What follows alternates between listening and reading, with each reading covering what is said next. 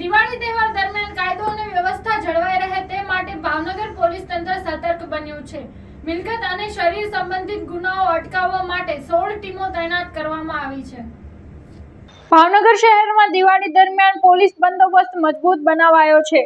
SOG, LCB અને 112 van સહિત કુલ 16 ટીમો શહેરના સેન્સિટિવ તથા કોમર્શિયલ વિસ્તારોમાં પેટ્રોલિંગ કરશે। સાથે જ 28 બાઇકર્સ સતત દેખરેખ રાખશે। ટ્રાફિક પોલીસ પણ ભીડવાળા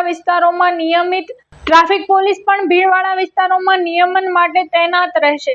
પોલીસ તંત્ર દ્વારા નાગરિકોને ઘર બંધ કરી પ્રવાસે જતા પહેલા કિંમતી સામાન ન રાખવાની અને સ્થાનિક પોલીસને જાણ કરવાની અપીલ કરવામાં આવી છે।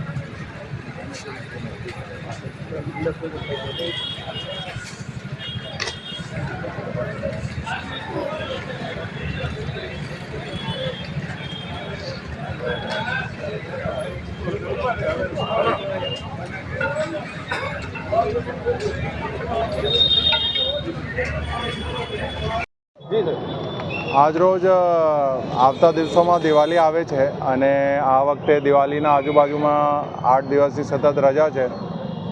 ભાવનગર શહેરમાં એમજી રોડ એક જૂના જે વિસ્તારમાં એક મોટો માર્કેટ તરીકે ઓળખાય છે અને આમાં કોઈ કાયદા વ્યવસ્થાના હિસાબથી કોઈ મિલકત સંબંધી ગુના જે બને છે એ અટકે અને અસામાયિક તત્વોમાં એક પોલીસની એક પ્રેઝન્સ રહે એના હિસાબથી આજે જે છે અહીંયા ફૂટ પેટ્રોલિંગ કરી અમારા જે તાબા હેઠળ જે અહીંયાના સ્થાનિક ડીવાયએસપી શ્રી છે અને બીજા બધા થાના અધિકારીઓ એલસીબી એસઓજીની અલગ ટીમો સાથે અને આવતા દિવસોમાં પણ જે છે એવા માર્કેટ વિસ્તારોમાં એવા સંવેદનશીલ વિસ્તારોમાં જે છે પોલીસ સતત હાજરી જે છે પોલીસની હાજરી રહે છે।